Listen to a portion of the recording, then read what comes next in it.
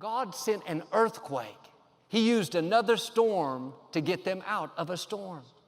Don't be surprised if God does it an unusual way.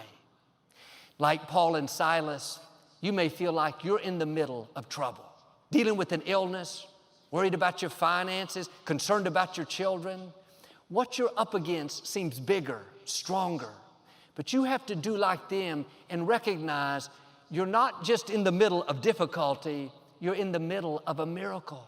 If you will start thanking God that He's working, thanking Him that He's bigger than what you're facing, thanking Him that He's holding up the walls of water, then you're going to see situations suddenly turn around.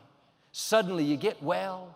Suddenly your child gets back on course. Suddenly that problem resolves. When you're in the middle, you have to turn up your praise. Father, thank you that no weapon formed against me will prosper. Thank you that this difficulty didn't come to stay, it came to pass. Thank you that even now things are changing in my favor.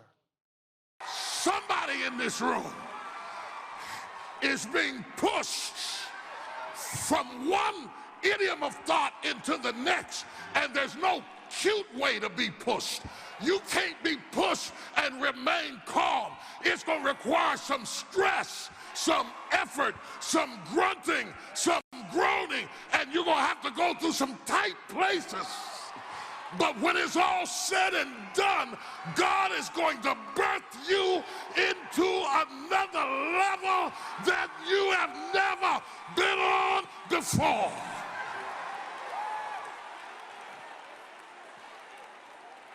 I've stayed in the tight place as long as I can. It didn't change. I did.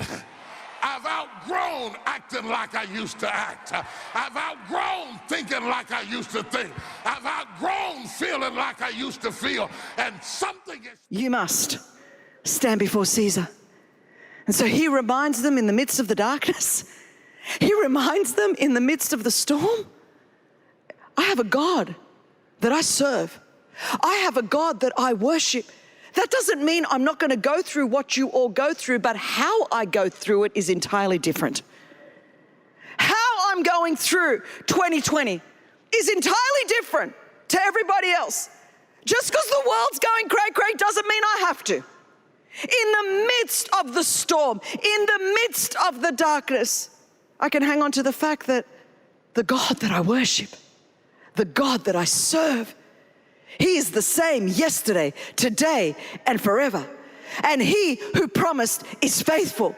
And I might be tossed, violently tossed by the storm, but Jesus is this anchor that I have for my soul, both firm and secure. No matter what is changing around me, Jesus changes not. No matter what storm comes, Jesus doesn't change. Jesus is my safety. Jesus is my anchor. Jesus is who called me, and Jesus is who will be faithful to take me to the future that He's called me to do.